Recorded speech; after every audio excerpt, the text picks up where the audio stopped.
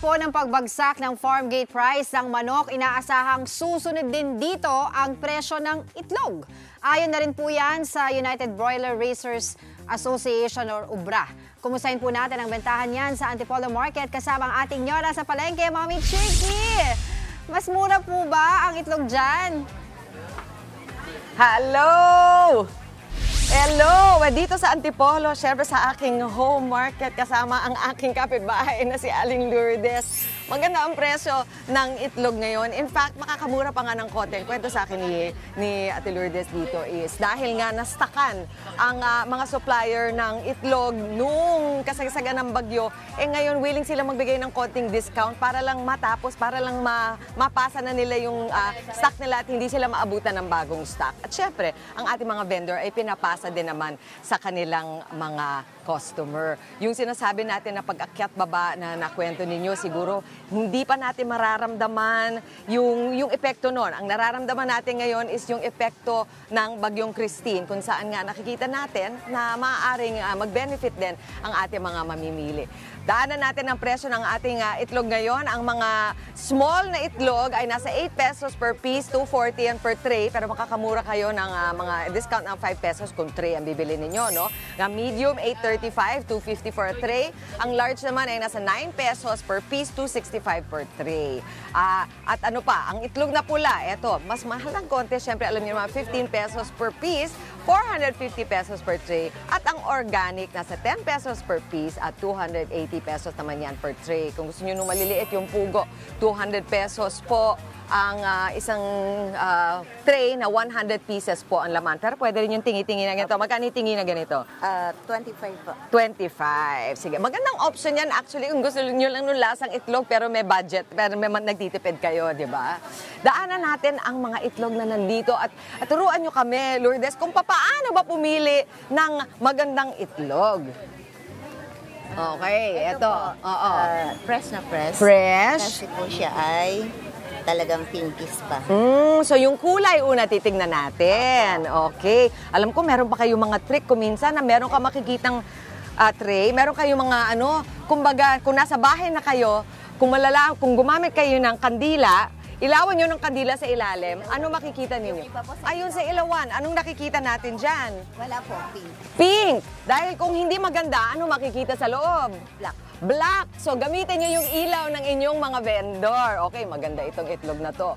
Ngayon, kung meron mga marka-markang ganito, halimbawa, ito pinapasa nyo na ng mas mura. Opo, panlaga. Oo, panlaga. Nasa 320 na lang per piece. Ano ba ibig sabihin? 320 per... 3 for 20.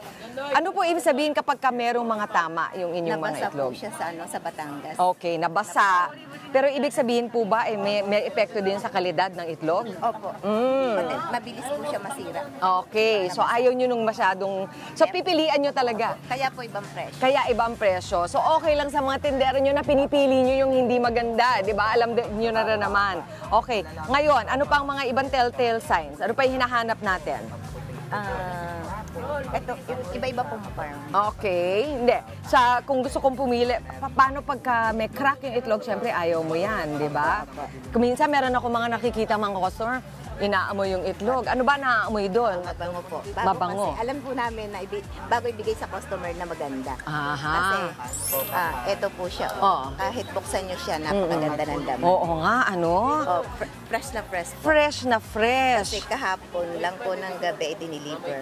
So, yun yung gusto nyo yung mga vendor na pwede ninyong pagkatiwalaan na ibibigay talaga sa inyo yung magandang kalidad. Pagdating ninyo sa inyong mga bahay, pagka-crack open ninyo ng itlog, kapag basag agad, ano ibig sabihin nun? Luma na po. Ay, luma na. So, ayaw nyo yun. Gusto nyo yung parang maganda. Ayun, nakita-kita. Pinapakita ang ganda, bilog na bilog. Ayun. So, pagbukas ninyo, tapos basag agad, hindi maganda. Okay. So, next time, pagbalik ninyo sa vendor, sabihin ninyo, bigyan nyo sa akin yung fresh na itlog, ha? Okay. Tapos sa pag-size, ayan, makita nyo naman. Siguro kung gusto ninyo ng yung mga nag-business, doon sila sa pwede sa mas maliliit. Pero syempre, kung gusto nyo maganda yung itlog sa umaga para sa inyong, sa agahan na inyong mister, doon tayo sa malalaki para, di ba, maganda yung sunny side up eggs nila. Okay, maraming salamat, Lourdes. Oo, at sa inyong mga mamimili, punta na kayo ngayon dahil maganda nga ang presyuhan, nakakapag-discount sila para sa itlog. Dahil asahan, aakyat din yan pagdating ng mga end of November or early December. Maraming salamat. Balik sa inyo sa studio. Alright, Mami Chiki, dyan na po kami susugod at bibili ng itlog. Maraming salamat po sa inyo, Mami Chiki. Inaasahan po ang pagtaas ng retail prices ng mga gulay kasunod ng pinsalang dulot ng sunod-sunod na bagyo sa agrikultura. At para kamustahin natin ang presyo ng gulay sa Antipolo Market, kasama pa rin po natin ang nag-iisang Nyora, Mami Chiki. May paggalaw na po ba ang presyo ng mga gulay dyan? Hi!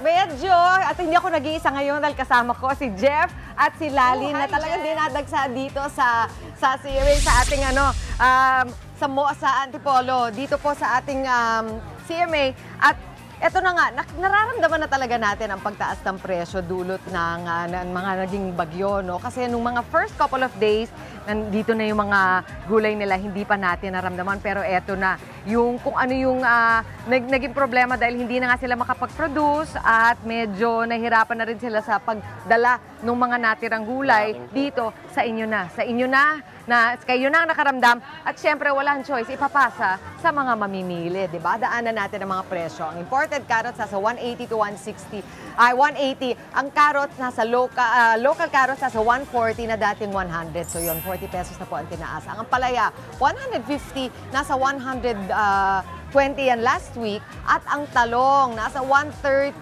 Hindi nyo mapigil yung taas, dahil dati nasa 110, 120 lang yan last week. Steady naman ang Petche Baguio at 100, sitaw 200, ang upo 10 pieces, 250 pesos, kalabasa 30, labanos 100, ang sibuyas bawang steady rin sa 88 at 120 per kilo, ang okra nasa 130 per kilo, ang luya tumaas din, nasa 140 per kilo, ang local ngayon na dating 100, ang luya na imported nasa 160, dating 140, kalamansi, patatas, kamatis, sayote, medyo steady naman, 50 pesos ang kalamansi per kilo, ang patatas sa 80 per kilo, ang kamatis 100 to 120, sayote 50 to 60. So kung tayo ay, medyo nagtitipid ka dito lalim para makita ka sa TV.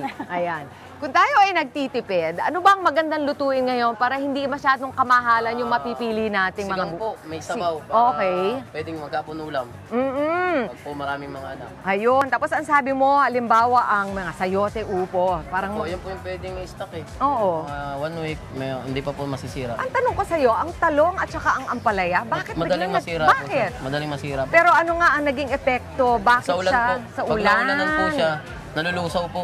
Okay. So magplano na kayo mga mami. Kapag alam nyong may bagyong dumating at magtataasan ang ating mga presyo, iwas po tayo dun sa mga madaling malusaw katulad ng ampalaya, ng talong, at saka siyempre yung mga dahong gulay. Gumawa po tayo ng mga ng ating menu na gamit yung mga mas matitibay, sayote, upo, ano pa, carrots, Mga patola po. Ganyan. patola, ayun, nandito lahat yan dito kay Jeff at saka kay Lali. Maraming salamat sa inyong sa inyong mga tinuro sa akin. Balik tayo sa studio. Hi guys. Diyan si Dimple. Maraming salamat po sa inyo, Mami Chiki. Mga kapatid, Chiki Roa Puno po. Simulan ang inyong araw na puno ng impormasyong kapaki-pakinabang. Sama na sa isang makabuluhang umaga. Tumutok at mag-subscribe sa social media pages ng News 5.